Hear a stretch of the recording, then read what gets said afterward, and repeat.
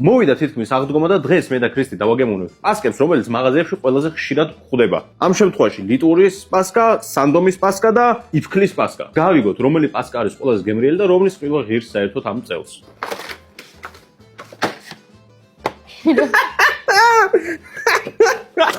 უყურმადევს. ამას უყურეთ. ანუ უყურეთ, ვიღაცა ის კალათბურთი ითამაშა ქრისტე და წკაბდა. კაი, მოდი ყუთები გადავდოთ. ამას უყურეთ. აუ, ეს დაჭყლეტილია ქრისტი.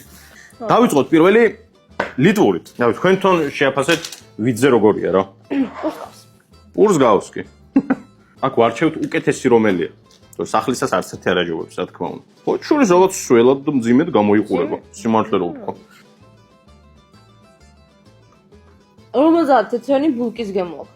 აი, მომკარდა, ჩემთვის ამას პასკის გემო საერთოდ არ აქვს რა. ნუ აწერია კიდეც რომ პანეტონია იდეაში, მაგრამ რა ვიცი, არც პანეტონეს გემო აქვს, არც პასკის არაფრის გემო არ აქვს. ეხა აი ამას შეხედეთ.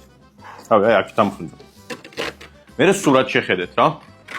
ანუ აშკარად გვატყუებენ ქრისტი, ანუ რა? ტიპები არიან, ბიჭო. ეს რანაირად გავს ამას ხალხო?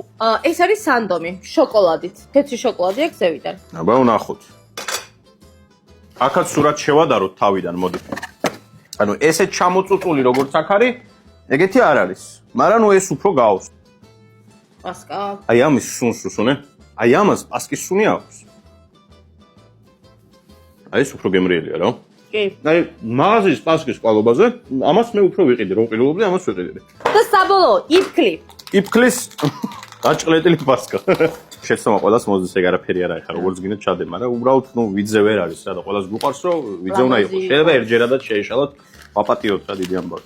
თორე გემრიელი იყოს, თორე ვიზუალს რა დაიძებ. აუ მეც აი მთავარია ჩემთვის რომ გემრიელი იყოს. ცოტა რაღაცა მძიმედ დაიჭრა. აი სურათზე ბევრი ქიშმიშები ამაში არა, პუდრი აყრია კიდე სურათზე და ნუ აქ არ აყრია.